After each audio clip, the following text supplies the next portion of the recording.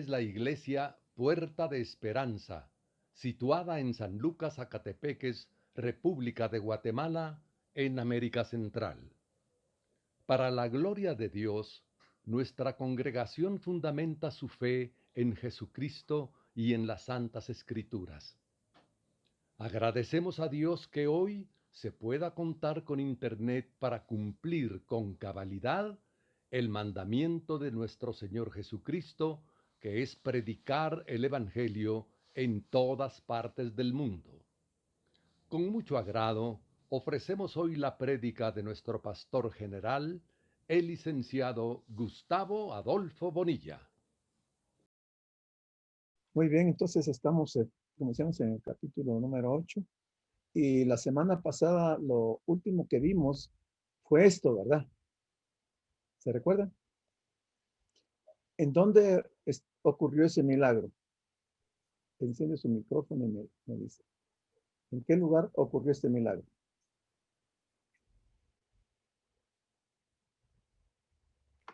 ¿En Decápolis, pastor? ¿No?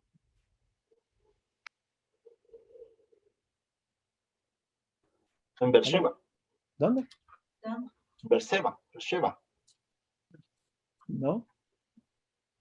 Casi le atinó. ¿Quién más quiere participar? Betsaida. Betsaida, correcto. Así es, gracias, hermana Miri. Este milagro ocurrió en Betsaida. ¿Dónde quedaba Betsaida? Si nos ubicamos en el mar de Galilea, ¿en dónde estaba? ¿Al norte, al sur, al oriente, al occidente?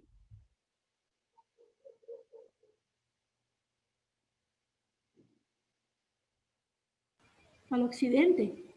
No, Noroccidente. no. ¿Alguien más? Estaba al sur, ¿no? No.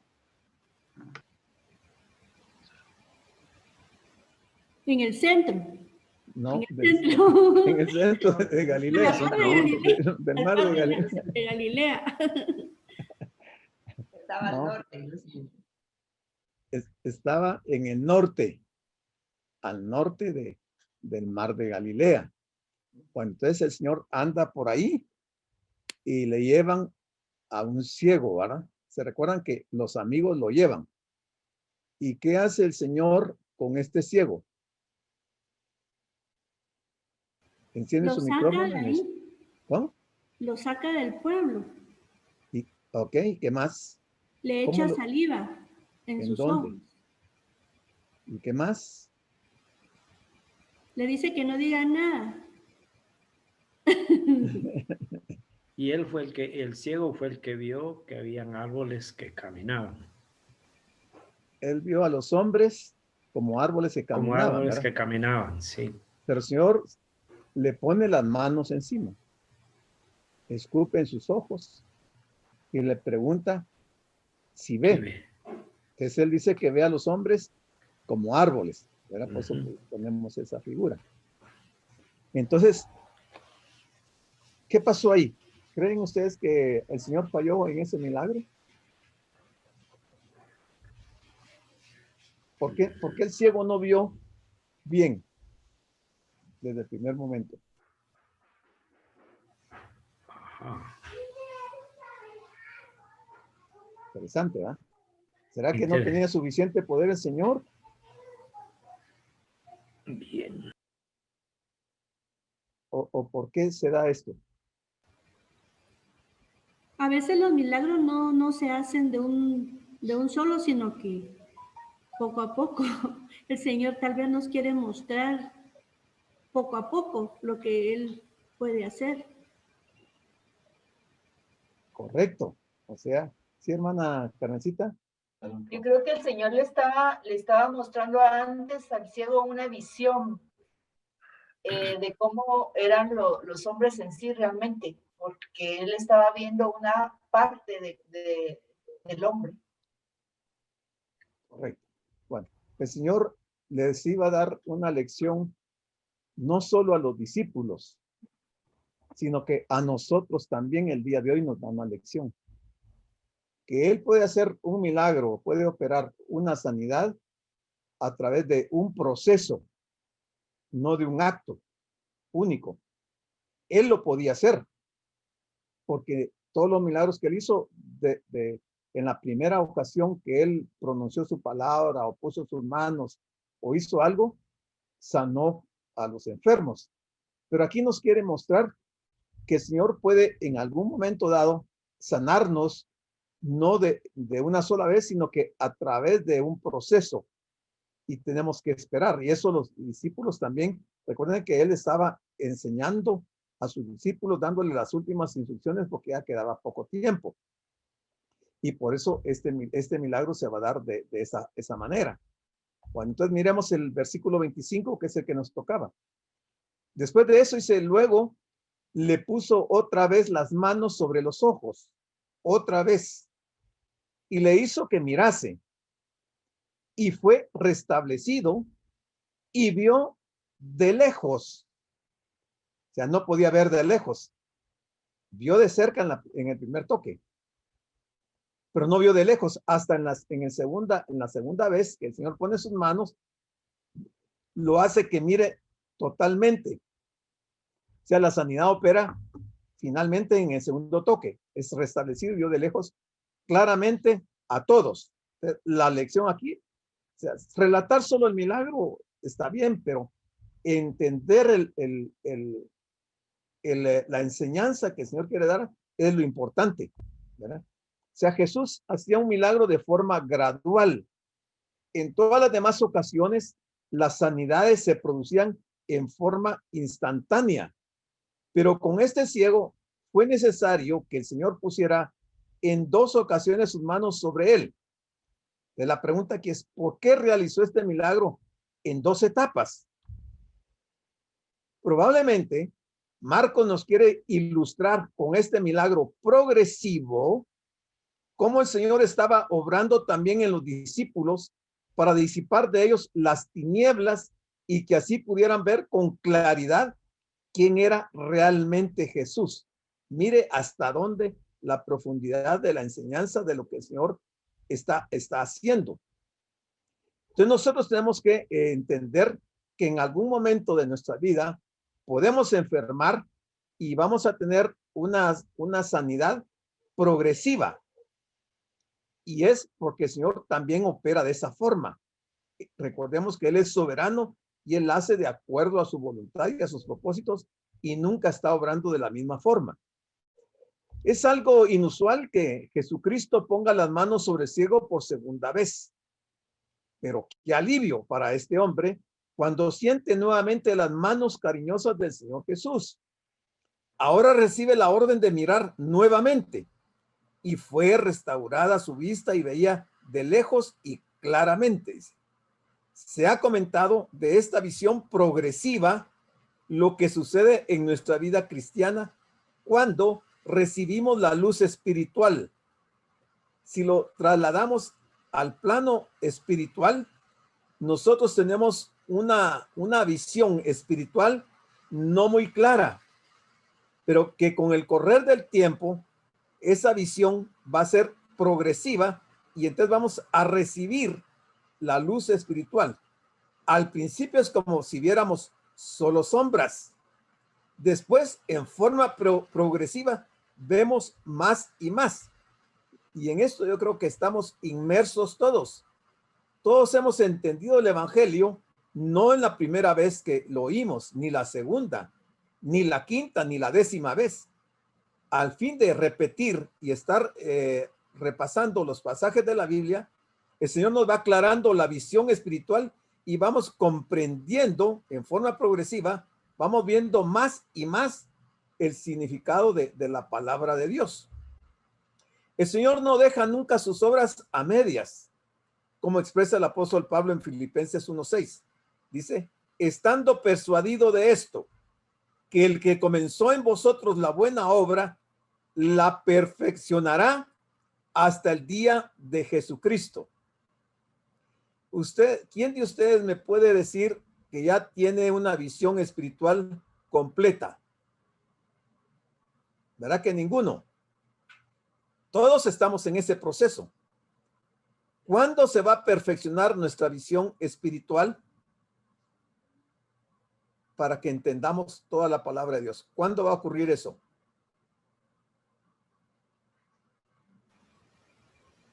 En el arrebatamiento. En el arrebatamiento. O sea, cuando el Señor nos lleve al cielo, ahí se van a quedar todas las limitaciones y todo va a ser completado. Nuestra fe va a ser como la del varón perfecto, ¿va? Y vamos a alcanzar esa estatura, vamos a entender todas las cosas hasta en ese momento.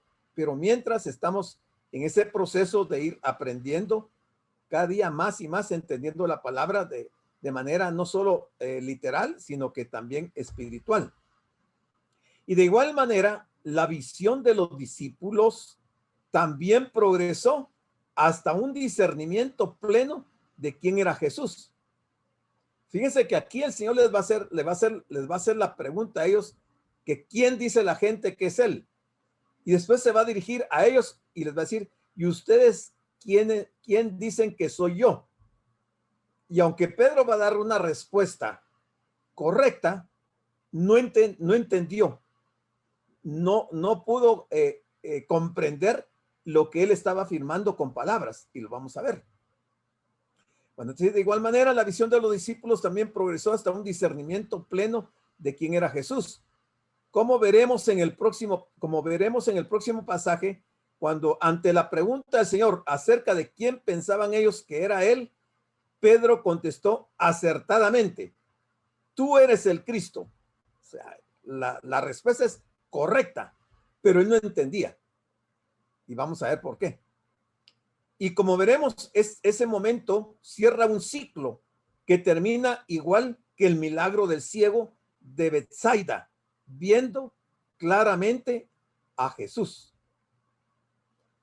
Si yo les preguntara a ustedes, ¿quién es Jesús? Y les pregunto, y alguno que quiera responder, dígame, ¿quién es Jesús para usted? Y deme todo lo que usted considere respecto a él.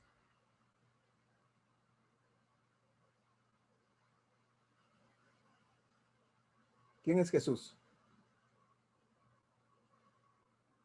Encienda su micrófono, hermana Telmita.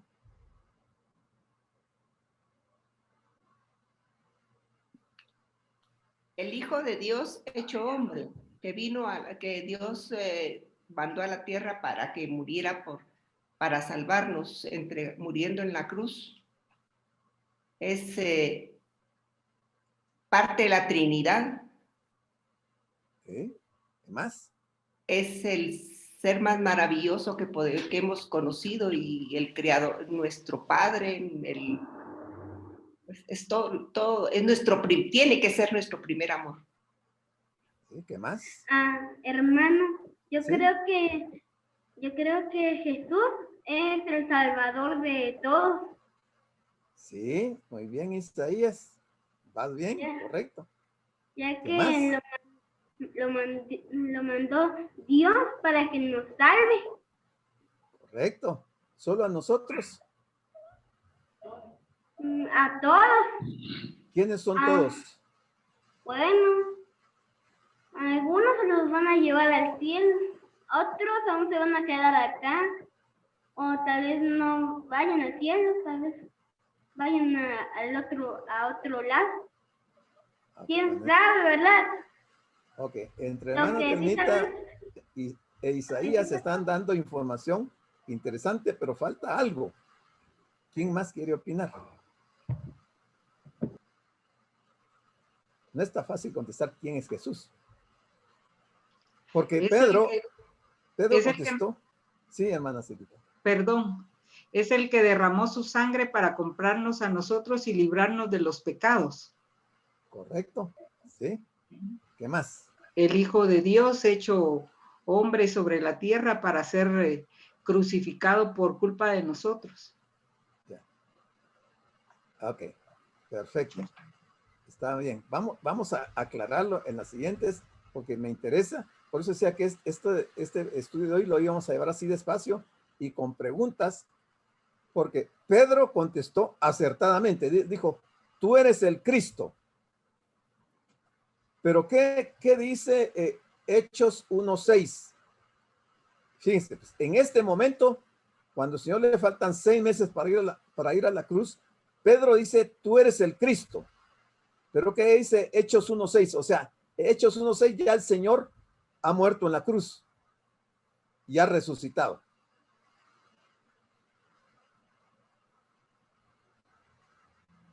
¿Qué dice Hechos 1:6? ¿Quién lo lee? Entonces los que se habían reunido le preguntaron diciendo, Señor, ¿restaurarás el reino de Israel en este tiempo? Ok. Entonces, ¿quién era ese Cristo de quien había dicho Pedro, tú eres el Cristo? El que libraría a Israel, el libertador. El rey. ¿Cómo? El que vendría a poner su reino. ¿Qué hubiera pasado? O sea, en ese pasaje de Hechos 1:6, los discípulos quieren que el Señor establezca su reino, ¿ah? Reino, sí. Si él establecía su reino. Pero era un reino físico. Correcto. Si él establecía su reino en ese momento, ¿qué iba a ocurrir? Bueno, que él vino por su pueblo nada más que de Israel y eso se daba solo para Israel. Nosotros estamos perdidos. ¿Qué más? A un reino espiritual. El reino espiritual se da después. Y si eso pasaba, no se cumplían las profecías. Ok, esa es una respuesta interesante. No se cumplían las profecías. ¿Qué más? Ya vamos sacando ahí algunas cosas importantes, porque ya hermana Temita dijo algo, Isaías dijo otras cosas, ahorita hermano Raulito también, hermana Silvita dio también alguna información, pero hay algo más importante. ¿Qué pasaba si a él lo hacían rey en ese momento? Dice que Pedro está contestando, tú eres el Cristo. ¿Qué Cristo? ¿Qué clase de Cristo? Si ellos lo querían, y por eso el Señor que siempre les decía a ellos cuando hacía un milagro que no lo divulgaran, porque lo querían hacer rey. ¿Qué más?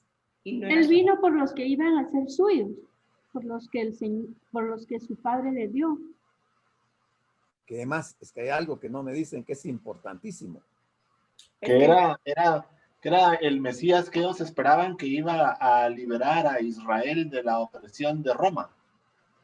También, sí, correcto. Pero hay algo importantísimo. Si lo hacen rey a él en ese momento, ¿qué iba a pasar? No hubiera establecido su reino y no se hubiera establecido su reino aquí en la tierra. ¿Y qué más? Y entonces no se hubieran cumplido las profecías. Correcto. ¿Y qué más?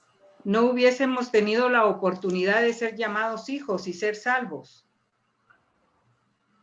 Fíjense pues, en el Antiguo Testamento, los judíos tenían que llevar por lo menos una vez al año, el día de la expiación, un cordero. Ese cordero solo cubría los pecados del pueblo de Israel, incluyendo al sumo sacerdote, pero no borraba los pecados.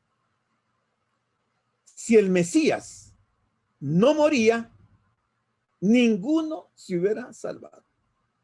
Ninguno se hubiera salvado. Ni los judíos, menos los gentiles.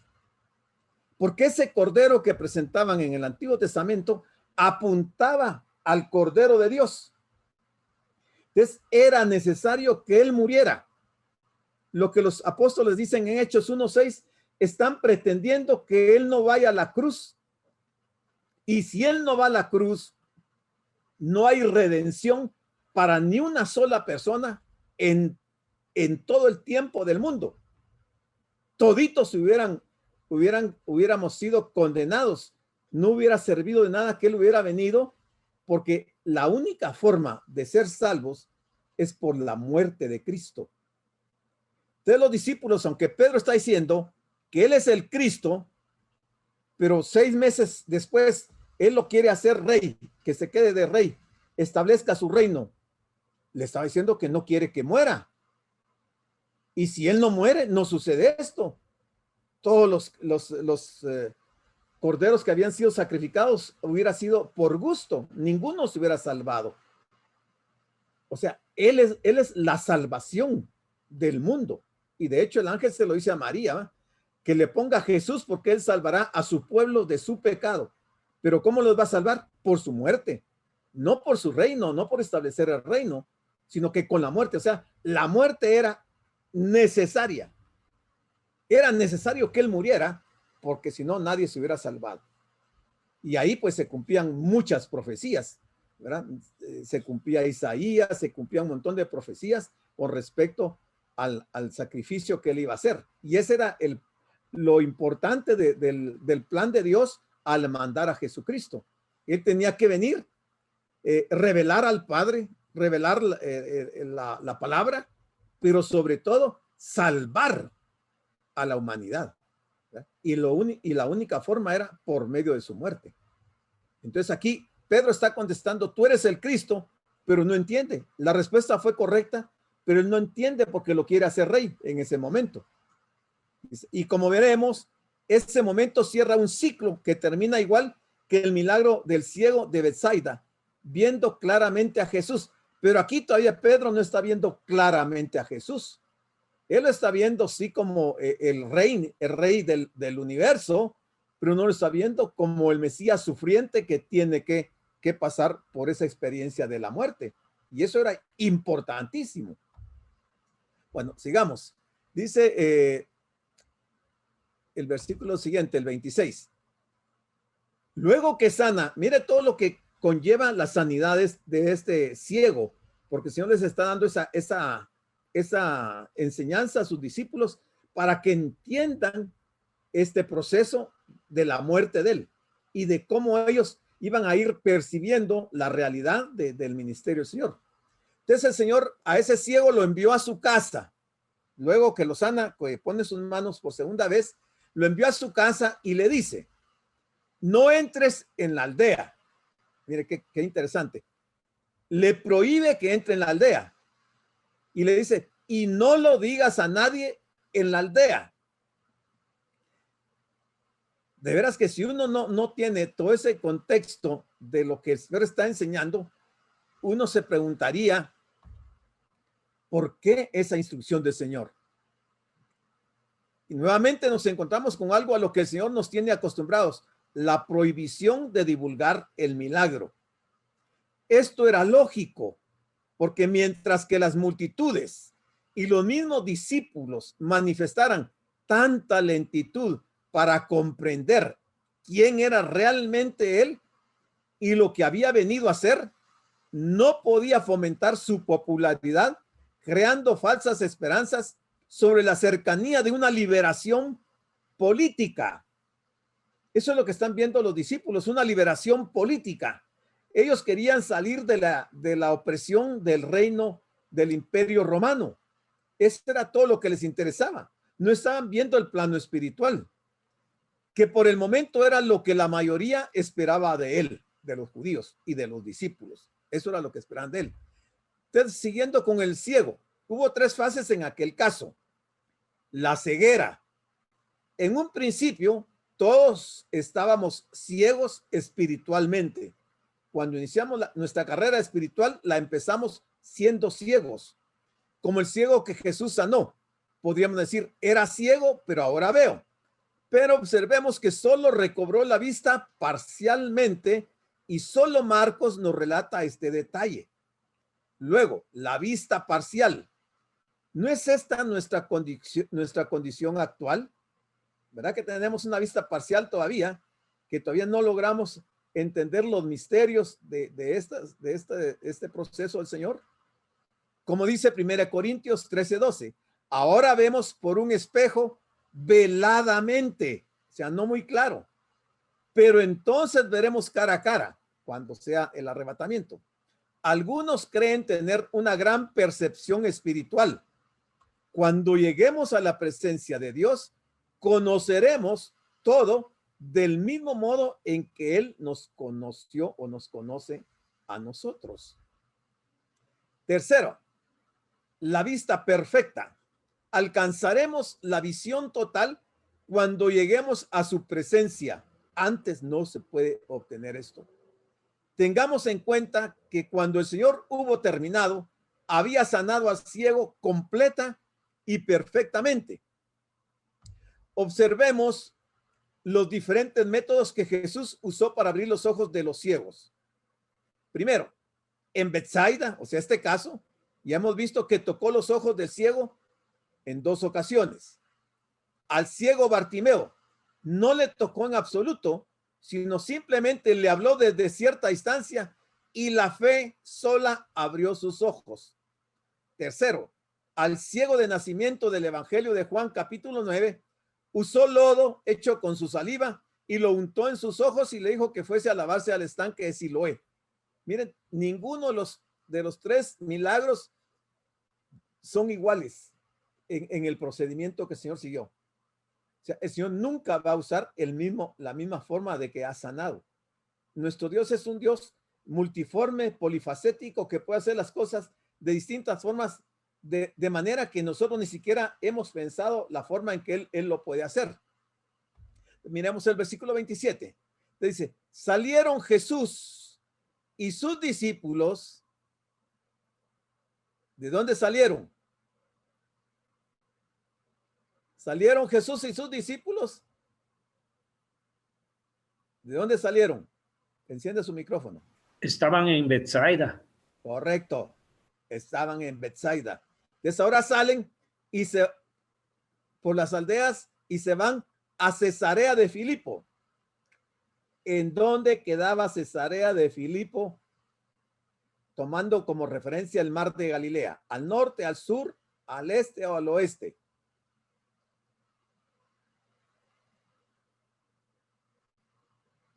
¿Dónde quedaba Cesarea de Filipo? Fíjense que lo hemos estado viendo. Yo les he puesto los mapas y les he mencionado los lugares para que vayan ustedes reteniendo la información. Al norte, más al norte. Más al norte, muy bien. Muy hermana, bien. Hermana Mires, tiene buen ojo usted. Aquí Es está, marinero. miren, aquí está Cesarea de Filipo. Aquí está Betsaida, miren. Aquí está el mar de Galilea. Los dos están al norte del mar de Galilea. Es interesante ir tomando en cuenta esto porque podemos ver, como decíamos la vez pasada, por dónde se estuvo moviendo el Señor en su ministerio, ¿verdad? Y anda totalmente fuera de Jerusalén. No está en Jerusalén, no está en Nazaret, está recorriendo todo el contorno de donde él se había criado. ¿Por qué? Porque lo habían echado, lo habían sacado, no era bienvenido, entonces se va a otros lugares. Ok, entonces, aquí en Cesarea de Filipo, regresemos, dice, salieron Jesús y sus discípulos por las aldeas de Cesarea y Filipo. ¿Qué fue a hacer a Cesarea de Filipo? ¿O qué pasó en ese viaje? En el camino, yendo para Cesarea de Filipo, preguntó a sus discípulos, diciéndoles, ojo, ¿quién dicen los hombres que soy yo? ¿Quién dicen los hombres que soy yo? La pregunta no es para los discípulos. Recuérdense que en los 2 milagros de los panes y los peces, por lo menos, ahí han de haber sido unos más de 30,000 gentes que el Señor les proveyó de alimento. Entonces, algo tenían que decir estas gentes, algún concepto tenían que tener ellos, esos hombres, de quién era el Señor. ¿Por qué al Señor le interesa la opinión de los hombres de quién es Él? Bueno, veamos.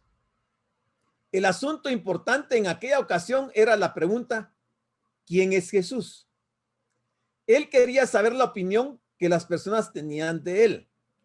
Esta pregunta nos desafía con la realidad de que lo verdaderamente importante es estar unido a Él y disfrutar de una correcta relación con Jesucristo.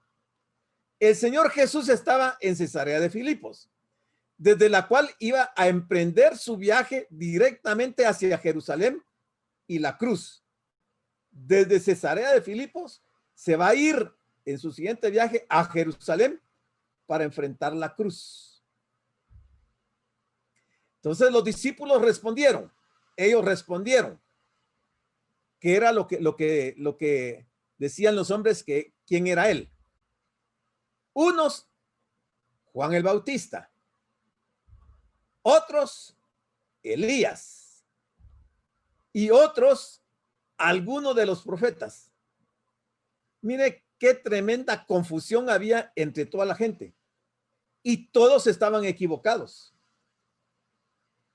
¿Por qué decían unos que era Juan el Bautista? ¿Creían ellos en la resurrección y que se podía tomar un cuerpo diferente? ¿Creían que era Elías porque Elías no había muerto y que estaba regresando Elías?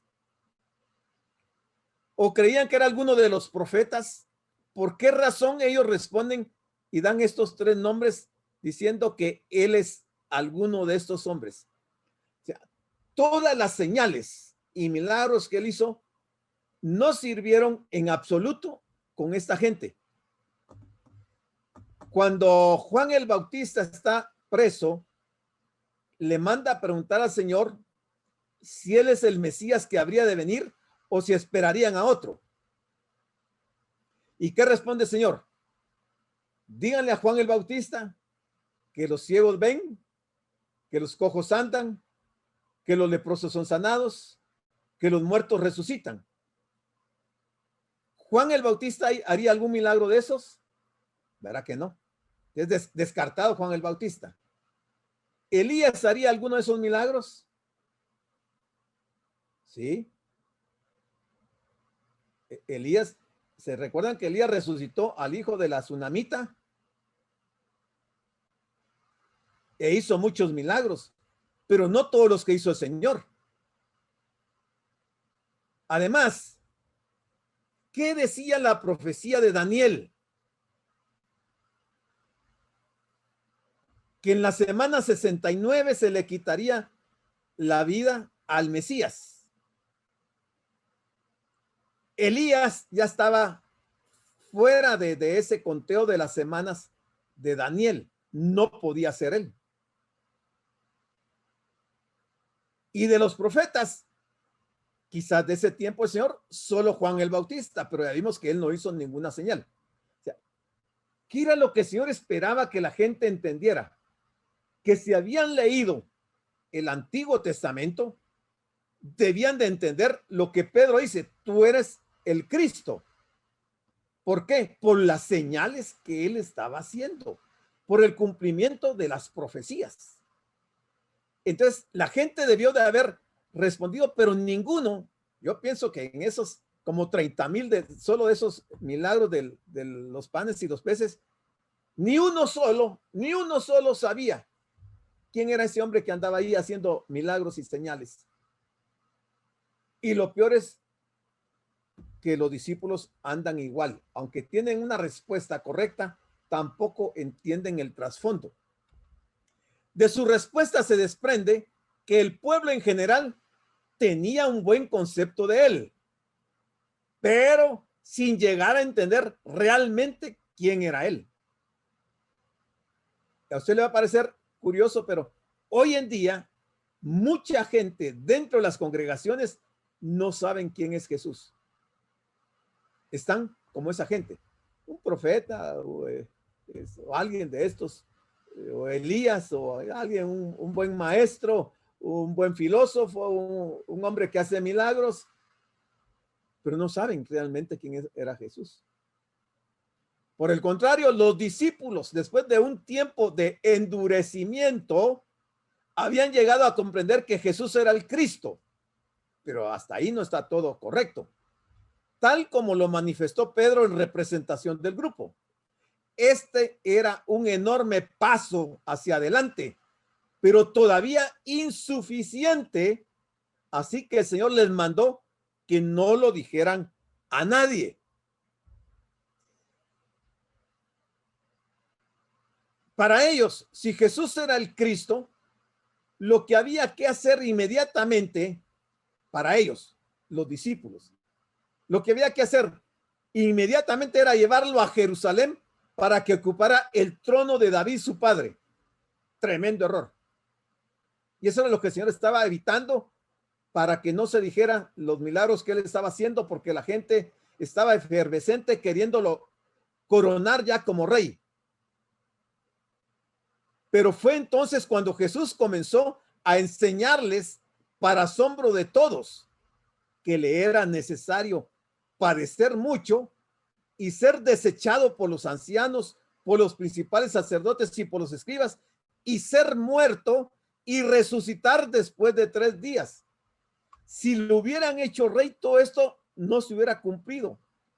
Y las consecuencias de esto iban a ser terribles para toda la humanidad, porque era a través de su muerte y su resurrección que él iba a cumplir ese plan de Dios de la salvación del ser humano.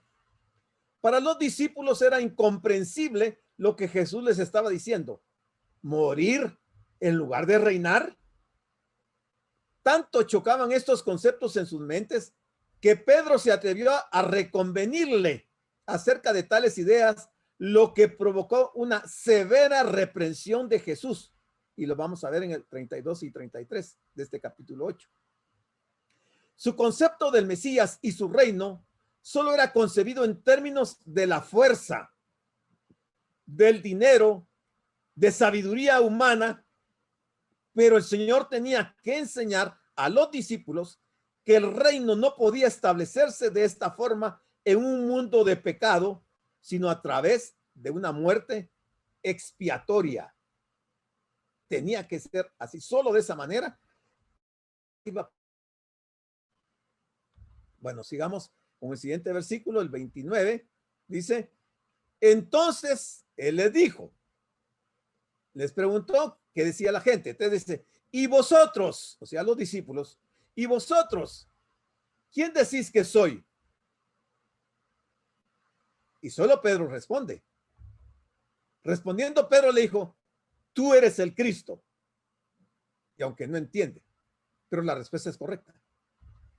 O sea, la visión de quién es Cristo para los discípulos también está siendo gradual. Están entendiendo conforme el Señor les va revelando. Está claro que había mucha confusión con respecto a su persona. Todas las opiniones eran insuficientes, considerando quién era él. Para los discípulos fue como su examen final después de la primera fase del ministerio de Jesús. Se encontraban ya a unos 6 meses de la cruz. Pedro le dijo, tú eres el Cristo. Esto era lo mejor que Simón Pedro jamás había dicho. Cristo. Cristo no es un nombre. Jesús era su nombre. Cristo o Mesías era solo un título que quiere decir el ungido. Y es que Jesucristo había venido para revelar a Dios. Aunque habían llegado a comprender correctamente que Jesús era el Mesías, sin embargo, todavía no entendían qué tipo de Mesías era y cómo iba a llevar a cabo su obra. Eso no lo entendían. Eran como el ciego en el pasaje anterior. Ellos también habían empezado a ver, pero su visión todavía no era clara. Veían a un Mesías político y necesitaban un segundo toque del Señor para poder ver con total claridad. A partir de este momento, todos los esfuerzos de Jesús se centraron en hacerles entender que él no era un Mesías político, sino un Mesías que sufre y da su vida por los demás. Y aquí está el pasaje que les dije que leyeran, Hechos 1:6. Entonces los que se habían reunido le preguntaron, diciendo, Señor, ¿restaurarás el reino a Israel en este tiempo? Ahí está claro que no habían entendido. Sabían que era el Mesías, pero no entendían, no comprendían las profecías. O quizás se les escapaba de la mente, pero no estaban relacionando todo lo que los profetas hablaban del Señor, y ellos estaban ahí tal vez impresionados por los milagros que él estaba haciendo, y se atreven a decir que él va a establecer su reino. Si él establecía su reino en ese momento, ya dijimos, ninguno nos hubiéramos salvado. El versículo 30. Pero él les mandó que no dijesen esto de él a ninguno, que no dijeran que él era el Cristo. ¿Por qué el Señor no quiere que la gente se entere que él es el Cristo? Bueno, ya vimos Hechos 1:6, pero veamos otros aspectos. Aquí la pregunta es, ¿y por qué esa extraña advertencia de que no les digan? El por qué es porque ellos debían esperar hasta que la historia del evangelio estuviese completa. O sea, léase en Profecías 31. Y comenzó a enseñarles, ¿bien? Comenzó a enseñarles, ya se los había enseñado, pero nuevamente comienza a enseñarles, o sea, el segundo toque, que le era necesario al Hijo del Hombre padecer mucho y ser desechado. Padecer mucho. Era necesario. ¿Por qué era necesario? Porque si él no moría, ni los judíos que habían presentado sus corderos en el Antiguo Testamento, ni nosotros hubiéramos sido salvos. Entonces, era necesario que él sufriera, que él padeciera mucho y fuera desechado. Y aquí de padecer mucho y ser desechado, ¿por quién? Vamos a verlo. Hemos llegado a un punto crucial en el Evangelio de Marcos. Por un lado, la popularidad de Jesús entre las masas había tocado su punto más alto. Y por otro, la fe y percepción de los apóstoles en cuanto a su verdadera identidad también había alcanzado su cima. Era el momento adecuado, por lo tanto, para comenzar a explicar la secuencia de acontecimientos que habían de preceder el establecimiento del reino. Entonces, él es desechado por tres grupos. Por los ancianos de Jerusalén, del pueblo judío. Tenía que padecer mucho de ellos y ser desechado. Pero también por los principales sacerdotes, o sea, ancianos y sacerdotes. Y también por los escribas, ancianos, sacerdotes y escribas. Curiosamente, el Señor aquí no menciona ni fariseos ni saduceos. Solo menciona ancianos, sacerdotes y escribas. ¿Por qué? Porque probablemente los fariseos, algunos ancianos eran fariseos o eran saduceos, también los sacerdotes y algunos escribas también. Y luego le dice, y ser muerto, ser desechado por esos tres grupos de personas y luego ser muerto y resucitar después de 3 días. Eso les está enseñando. Comenzó a enseñarles y que era necesario que él padeciera mucho y que fuera desechado. ¿Por qué? Porque tenía que ser muerto y resucitar después de 3 días. Hasta aquí les está abriendo nuevamente el entendimiento a estas gentes. Y lo primero que hizo fue anunciarles con total claridad que iba a ser rechazado por la nación y crucificado. Esto era algo difícil de entender y aceptar para los discípulos. Primeramente porque chocaba frontalmente con los conceptos que ellos tenían acerca del Mesías. Conceptos que ellos tenían del Mesías como un caudillo victorioso y no como alguien vencido y derrotado. Y en segundo lugar, porque no podían imaginar que su propia nación fuera a crucificarlo.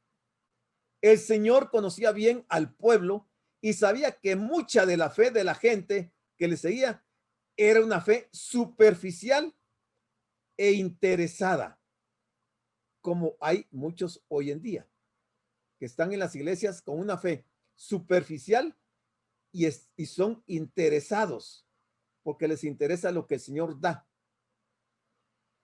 y no están viendo la parte espiritual. Además, Jesús sabía muy bien que para llegar a reinar sobre hombres pecadores era necesario vencer primero el pecado, porque él al morir condenó al pecado y ahí se terminó. En la cruz fue clavado también el pecado.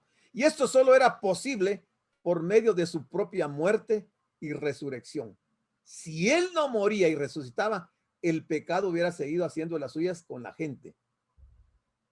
Bueno, una vez que los discípulos entendieron que Jesús era el Mesías, se hacía necesario que comprendieran también qué tipo de Mesías era.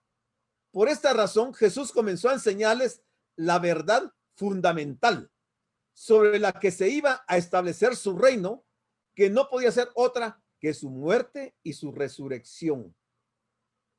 Aquí encontramos el comienzo de esta enseñanza que volvería a repetir más adelante en otras 2 ocasiones. Lo repitió otras 2 veces más, que lo vamos a encontrar en Marcos 9:31 y en Marcos 10:32 al 34. Por 3 ocasiones él revela este misterio tan grande y tan importante dentro de la doctrina cristiana. ¿Por qué era necesario? Porque formaba parte del plan divino para el establecimiento de su reino. Los judíos no habían considerado el grave problema del pecado en el ser humano, pero el Señor sabía que no es posible implantar los grandes principios del reino expuestos claramente en el Sermón del Monte de Mateo 5 al 7 en corazones sin regenerar, y que no había otra forma de conseguirlo sino por medio de su muerte y su resurrección. Mire la importancia de la muerte y resurrección del Señor. Bueno, ¿qué dice el siguiente versículo, el 32? Veamos. Dice, esto les decía claramente. O sea, aquí él lo dijo clarísimo. Entonces Pedro le tomó aparte y comenzó a reconvenirle. Aunque el Señor fue bien claro, mire lo que hace Pedro. No estaba entendiendo Pedro. Pedro le tomó aparte, o sea, lo agarró del brazo, se lo llevó por allá y comenzó a reconvenirle. El anuncio que Cristo hizo acerca de su muerte era algo obligado por la estrategia divina para el establecimiento de su reino, lo que implicaba que cualquier intento de evitar u oponerse a su muerte sería algo totalmente contrario a la voluntad de Dios. Pero él, volviéndose, dice, y mirando a los discípulos, o sea, aquí él es el Señor.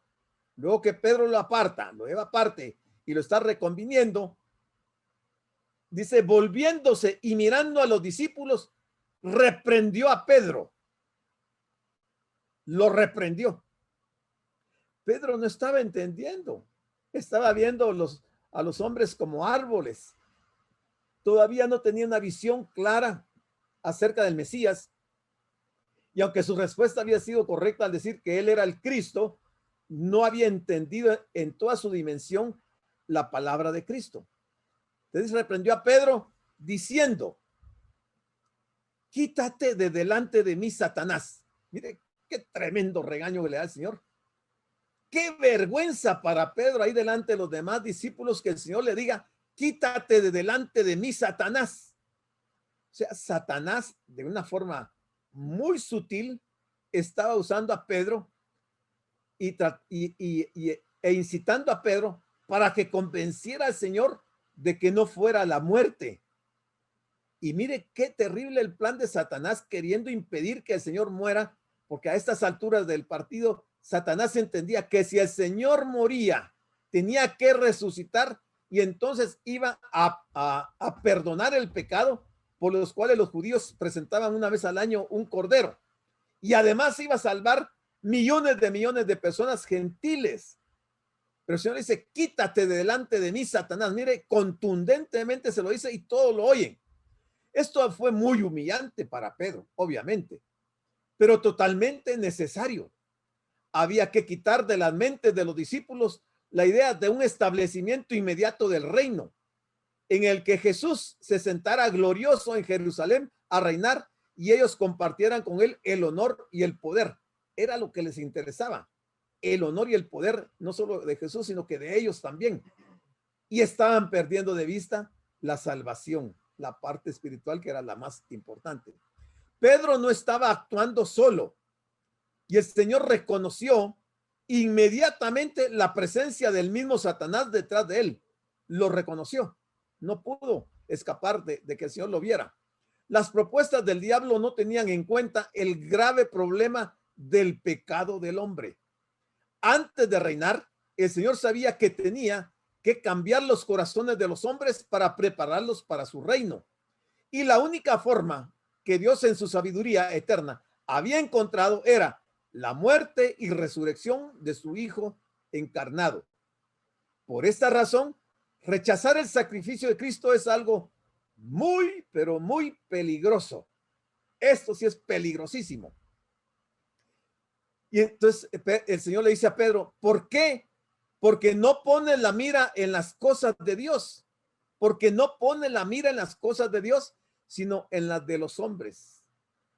Mucha gente está hoy así, hermanos, en distintas congregaciones. Muchos quizás tenemos la mira en las cosas de los hombres, pero no en las cosas de Dios. Estamos viendo cosas materiales, pretendiendo cosas materiales cuando sabemos que el Señor está por venir. Si Él es el Mesías, si Él es el Cristo, si las profecías dicen que estamos en el tiempo que Él va a regresar, nuestra vista debiera estar puesta en las cosas de Dios, porque nos puede agarrar el Señor de sorpresa un día de estos y la gente se va a perder ese tremendo beneficio y bendición de ir al cielo por tener su vista puesta en las cosas de los hombres y no en las cosas de Dios. El comentario de Pedro puso de manifiesto el fuerte contraste que hay entre los pensamientos de Dios y los de los hombres. Como venimos considerando, el hombre no logra ver la gravedad del pecado, no lo logra ver. Y cómo éste le aleja de Dios. Y claro que detrás del pecado está Satanás también. Y el objetivo de él es alejar a los creyentes, alejarlos de Dios, apartarlos. ¿Para qué? Para que no sean salvos. El apóstol Pedro reaccionó rápidamente ante lo que Jesús estaba diciendo. No podemos negar que en sus palabras había un intenso afecto hacia Jesús, de Pedro hacia Jesús, a quien de ninguna manera deseaba ver sufrir, pero también manifestaban el sentir popular en cuanto al Mesías, que excluía toda idea de sufrimiento y aún menos de muerte. ¿Cómo podía ser la muerte el comienzo de un gobierno digno de un rey? Mire, Pedro tenía buenos sentimientos. O sea, cuando él le dice eso al Señor, es porque él quería en la parte humana que él no fuera a sufrir todo eso. Y eso nos pasa a nosotros a esa edad. Somos tan amorosos que queremos que las personas no sufran cuando el Señor tiene un propósito para cada uno de nosotros. Pero nosotros queremos ser más misericordiosos que Dios. Y Dios tiene planes, Dios tiene propósitos. Dios es soberano. Nosotros no podemos decirle al Señor qué es lo que Él tiene que hacer. Nosotros lo que tenemos que hacer es leer las escrituras y entenderlas y tratar de hacer la voluntad de Él, no hacer nuestra propia voluntad. Claro que es bueno tener buenos sentimientos, pero en este campo es peligroso. Pedro no comprendía la necesidad de la cruz y seguramente los otros discípulos también pensaban lo mismo, aunque no llegaran a expresarlo. Y así es también con la mayoría de los hombres. Pablo decía que la palabra de la cruz es locura a los que se pierden, pero a los que se salvan, esto es, a nosotros, es poder de Dios. Por los 1 Corintios 1:18.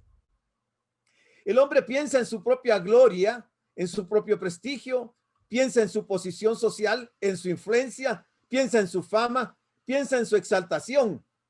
Pero Dios busca la redención del hombre por medio de la humillación y el oprobio de su propio Hijo. 34. Y llamando a la gente y a sus discípulos, les dijo: si alguno quiere venir en pos de mí, niéguese a sí mismo y tome su cruz y sígame. Mire qué interesante. Llamando a la gente y a sus discípulos, o sea, toda la gente que habían estado ahí en la sanidad, mucha gente del ciego, y también llama a los discípulos y les dice: si alguno quiere venir en pos de mí, niéguese a sí mismo y tome su cruz y sígame. y vamos a explicar esto, pero van a ver que muchos de nosotros quizás no estamos cumpliendo con esto. Y lo vamos a ver más despacio. Yo quería terminar ahorita, pero son varias presentaciones que explica esto, y si lo hago a la carrera no lo vamos a entender. Ya son las 8 menos 1 minuto. Así es que me voy a quedar aquí y lo terminamos el viernes, porque esto que viene también es demasiado importante como para que no le prestemos atención y tomemos el tiempo. Así es que les dejo el tiempo si hay preguntas, comentarios, aportes o dudas.